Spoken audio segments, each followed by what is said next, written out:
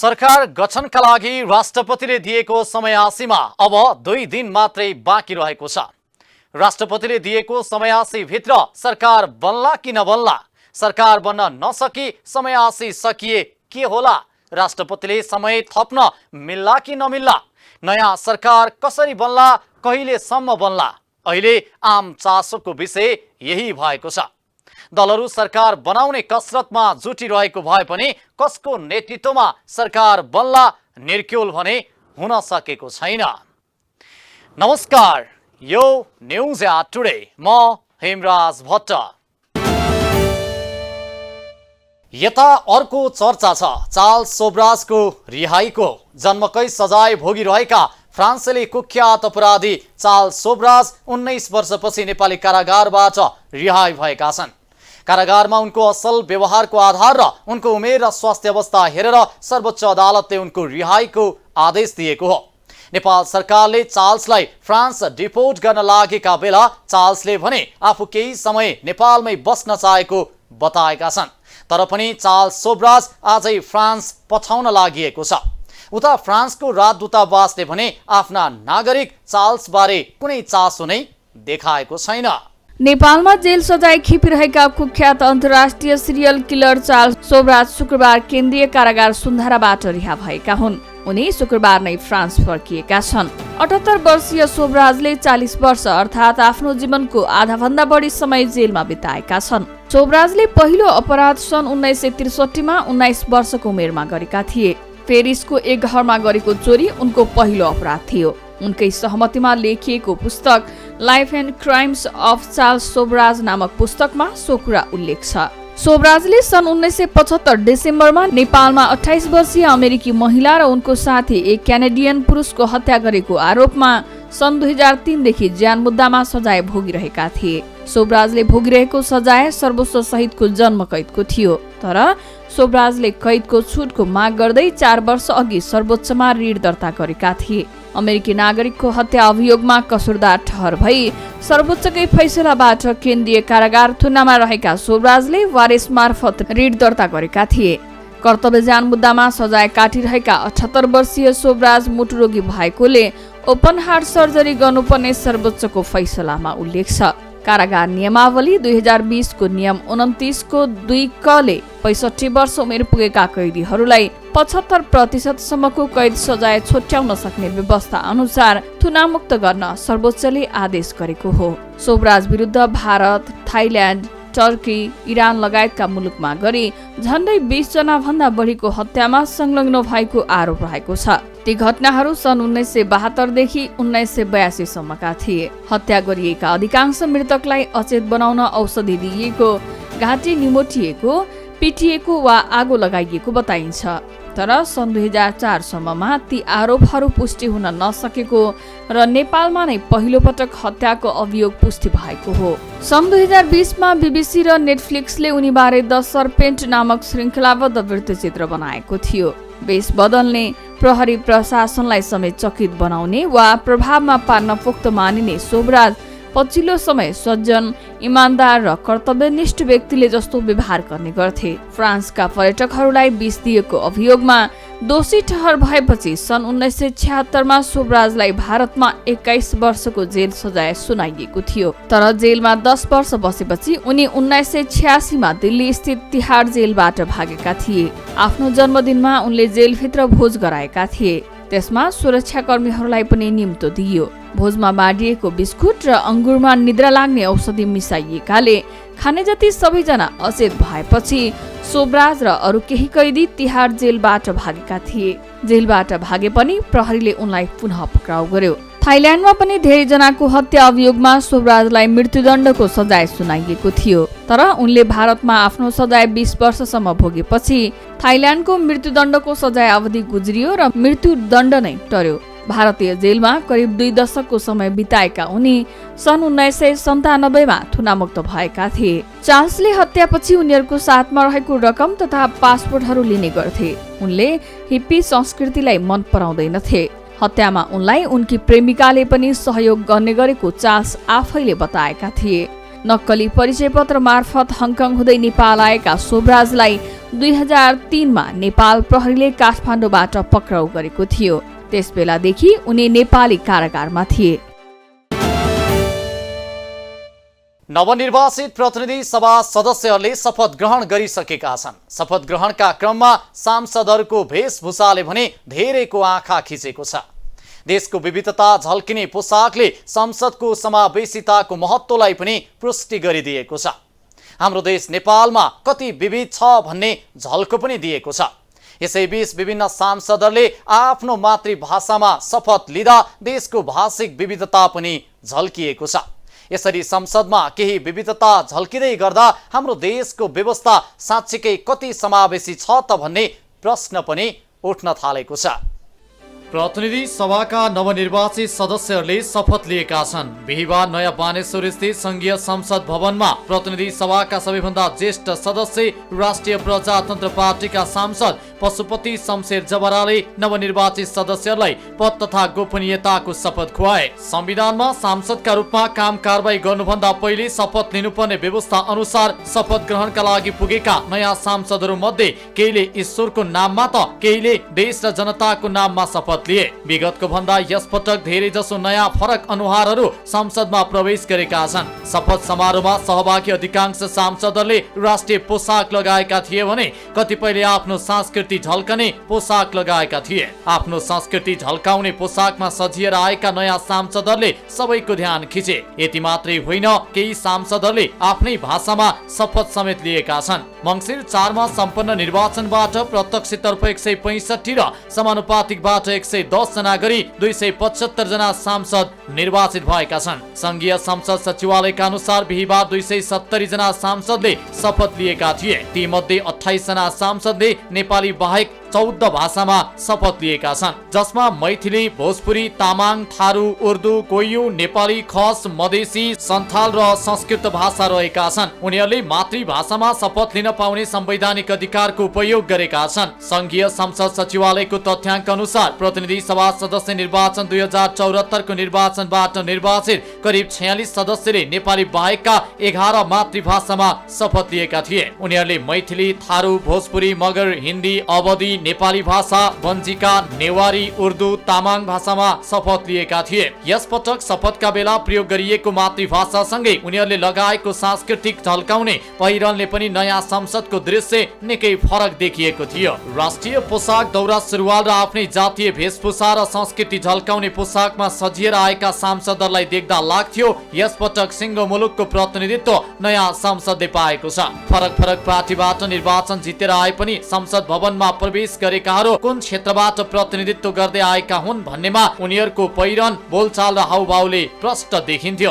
शपथ ग्रहण कार्यक्रममा सहभागी भएका मध्ये सबैभन्दा बढी आकर्षणका रूपमा रहेका थिए छिरिङ दमडोल लामा। हुम्लाबाट निर्वाचित माओवादी केन्द्रका सांसद लामाको पहिरनलाई देखेर माओवादी केन्द्रका अध्यक्ष पुष्पकमल दाहाल प्रचण्डले प्रशंसा समेत गरेका थिए। उनले हिमाली भोटे पहिरन लगाएका थिए। उनीसँगै पहिलो पटक संघीय संसदमा प्रवेश गरेको नागरिक उन्मुक्ति पार्टीका सांसदहरूको पहिरन पनि आफ्नै मौलिकता झल्काउने थियो। विशेष गरी चौधरी र थारू समुदायको नेतृत्व गर्दै संसदमा प्रवेश गरेको नागरिक उन्मुक्ति पार्टीकी अध्यक्ष रञ्जिता श्रेष्ठ सहितका 4 जनै सांसदहरू आफ्नै पहिरनमा रहेका थिए। थारू टोपी, कोट र धोतीमा सजिएका नागरिक उन्मुक्ति पार्टीका सांसद गंगाराम थारूको पहिरन पनि सबैको आकर्षणको केन्द्र बनेको थियो। विशेषतः उनले खुट्टामा लगाएको काठको चप्पलले सबैको ध्यान खिचेको थियो। पहिलो पटक जबरजस्त संसदमा प्रवेश गरेको राष्ट्रिय स्वतन्त्र पार्टीका अध्यक्ष रवि लामिछाने दौरा सुरुवालमा सजिएका थिए। माओवादी केन्द्रकी सांसद दुर्गा राई किराती वेशभूषामा रहेकी थिइन्। उनले आफ्नै वेशभूषाका साथ शपथ लिएकी हुन्। यस्तै रौतहटबाट निर्वाचित किरण कुमार शाहले संस्कृत भाषामा शपथ लिएका थिए। हिन्दुत्व झल्काउने गेरुवा पोसाकमा सजिएका उनले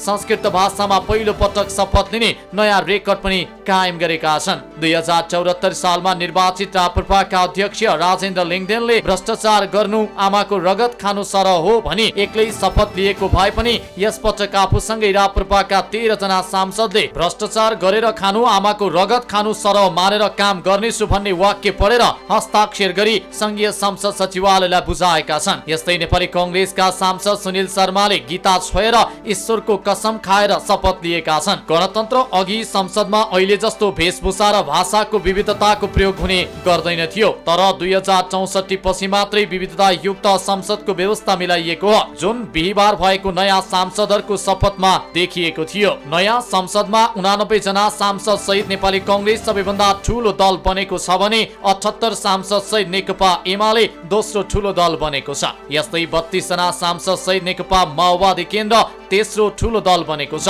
राष्ट्रिय स्वतन्त्र पार्टीबाट 20 जना, राप्रपाबाट 14 जना, नेकपा एकीकृत समाजवादीका 10 जना, जसपाका 12 जना, जनमत पार्टीका 6 जना, नागरिक उन्मुक्ति पार्टीका 3 जना, लोसपाका 4 जना, स्वतन्त्र 5 जना, राष्ट्रिय जनमोर्चाबाट 1 जना र नेमकिपाबाट 1 जना सांसद रहेका छन्। संघीय संसदका सांसदहरूको शपथ भइसक्दा पनि प्रदेश सांसदहरूको भने शपथ भइसकेको छैन। विभिन्न प्रदेशले शपथका लागि आफ्नै कार्यतालिका सार्वजनिक गर्दै आएका छन्। अहिले एउटा सरकार गइरहेको र अर्को नयाँ सरकार आइ नसकेको अवस्था छ। यस्तोमा सरकारको कार्यदक्षताको पनि स्वाभाविक रूपमा कमी देखिएको छ। प्रशासन पनि त्यत्तिकै चुस्त हुन सकेको छैन। यसै बेला सुदूरपश्चिमको राजधानी समेत रहेको कैलालीमा भने पछिल्लो समय आपराधिक घटनाहरू बढ्दै गएका छन्। सुदूरपश्चिम प्रदेशको राजधानी कैलालीको गोदावरी नगरपालिकामा पुस 3 गते साँझ गोली चल्यो। अत्तरिया बजारमा घोडाघोडी सुनचाँदी कारखाना उद्योग सञ्चालन गर्दै आएका विकास गौतम सुनारमाथि पुस 3 गते साँझ गोली प्रहार भएको हो। पसल बन्द गरेर अत्तरिया बजारबाट गोदावरी नगरपालिका 1 वनखेत घरतर्फ गइरहेका बेला मोटरसाइकलमा आएका 2 जना बन्दुकधारीले गौतममाथि गोली प्रहार गरे। गौतममाथि गोली प्रहार गर्ने व्यक्तिहरू भने अहिलेसम्म प्रहरीको नियन्त्रणमा आएका छैनन्। यस्तै कैलालीको धनगढीमा पनि यसै हप्ता गोली चल्यो। धनगढी महानगरपालिकामा पर्ने जुगेडा क्षेत्रमा पुस 4 गते राति 2 राउन्ड गोली प्रहार भएको हो। भारतसँग सीमा जोडिएको क्षेत्रमा पर्ने जुगेडाका स्थानीय प्रजापति विष्टको घरमा चोरी गर्न आएको समूहले गोली चलाएको प्रहरीले जनाएको छ। यी दुवै गोलीकाण्डबाट 2 जना घाइते समेत भएका छन्। सुदूरपश्चिम प्रदेशको राजधानीमै गोली चल्दा पनि उक्त घटनामा संलग्नको खोजी कार्यमा प्रहरी प्रशासन उदासीन देखिएको छ। गोलीकाण्डमा संलग्नको पहिचान गरी नियन्त्रण गर्न प्रहरी असफल देखिएको हो। त्यस्तो असफल त होइन। हाम्रोमा लगभग कर्तव्य ज्यान पनि 6वटा मुद्दा दर्ता भएर सफल अनुसन्धान नै भएको छन् हैन। अनि ज्यान बार्ने उद्योग पनि 9वटा दर्ता भएर अनुसन्धान सफल नै भएको छ। अब हामीले विभिन्न अपरेसनहरू मार्फत लागु औषधमा पनि हामीले कारबाहीहरू अपरेसनहरू गरिरहेको छौँ, जसकारण हामीले जिल्लाभरिमा 92वटा लागु औषधका मुद्दाहरू दर्ता गर्न सफल भएका छौँ। यसलाई पनि एउटा पाटोबाट सफल नै मान्न सकिन्छ। विगतको केही समय अगाडिदेखि केही त्यस्ता घटनाहरू चाहिँ घटेका छन्। अलिकति जस्तै त्यो अत्तरियाको सुनकाण्ड पनि हुनसक्छ। अलिकति हाम्रो टेक्निकल पाटो थोरै कमजोरी भएको कारणले हामीले त्यसलाई एनालाइसिस गर्न पनि सकिरहेको छैनौँ। शान्ति सुरक्षाको अवस्था त्यति धेरै कमजोर चाहिँ होइन। विगतको 1-2वटा घटनाले चाहिँ त्यस्तो देखिन गएको हो। कैलालीमा प्रहरीको उपस्थिति बाक्लो छ। जिल्ला प्रहरी कार्यालय कैलालीसँगै प्रदेश प्रहरी कार्यालय, सशस्त्र प्रहरी बल लगायतका सुरक्षा निकाय धनगढीमै छन्। प्रहरीको उपस्थिति बलियो भए पनि भूमिका फराकिलो हुन नसक्दा कैलालीवासीले गोलीकाण्ड जस्ता घटनाको सामना गर्नु परेको छ। दैनिक रूपमा प्रत्येक दिन धाडै गोली चलिरहेको अवस्था छ र अनेपछि यहाँ लुटपाटका घटनाहरू भइरहेछन्। गाउँघरमा गएर यी जोगीको भेषमा गएर पहिरन एउटा पहेँलो लगाएका र अनेपछि बस र हातमा कमण्डलो पनि बोकेका र गाउँघरमा गएर लुटपाट गर्ने, हातपात गर्ने यस्ता क्रियाकलापहरू भइरहेका। जबकि हिजोकै घटना मात्रै म एउटा उदाहरण गर्छु। गोदावरी नगरपालिकाको 4 नम्बरको वार्ड नम्बर 4 को गोदावरीमै माथि गाउँमा गएर एकजना जोगीको भेषमा गएको मान्छेले त्यहाँ गाउँमा गएर लुटपाट र हातपात गर्ने काम गरेको छ। त्यसलाई खोज्नको लागि यहाँ अत्तरियासम्म आउँदा जुन यहाँ अत्तरियामा एउटा 5 मिनट पनि भएको थिएन, त्यो मान्छेलाई समात्न खोज्दाखेरि CCTV क्यामेरा खोज्दाखेरि सिसिटिभी क्यामेराको फुटेजै छैन, त्यहाँ सिसिटिभी क्यामेरा नै नभएको अवस्था। यो एउटा सामान्य घटना मात्रै हो, तर यसले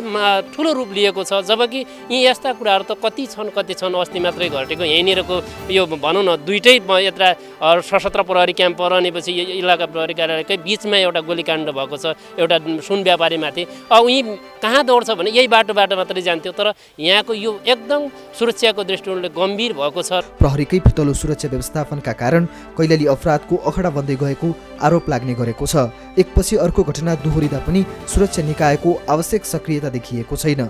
सुदूरपश्चिम 7 नम्बर प्रदेशकै एउटा मुटु ठाउँ जसलाई हामी अत्तरिया राजधानी पनि भन्ने गर्छौँ, यस्तो ठाउँमा यति ठुलो सुरक्षाको व्यवस्था हुँदाहुँदै पनि राति एकैपटक 3-4 ठाउँमा एकैचोटि चाहिँ आक्रमण गर्ने, चोरी गर्ने चोरहरूले एकैचोटि चाहिँ चोर्न सक्ने त्यो कसरी माहौल बन्यो कि सुरक्षाकर्मीले सुरक्षा दिन नसकेर हो त? कैलालीका स्थानीयलाई निशाना बनाएर गोली चलाएको घटनामा संलग्नलाई पनि पक्राउ गर्न प्रहरी उदासीन देखिएको छ।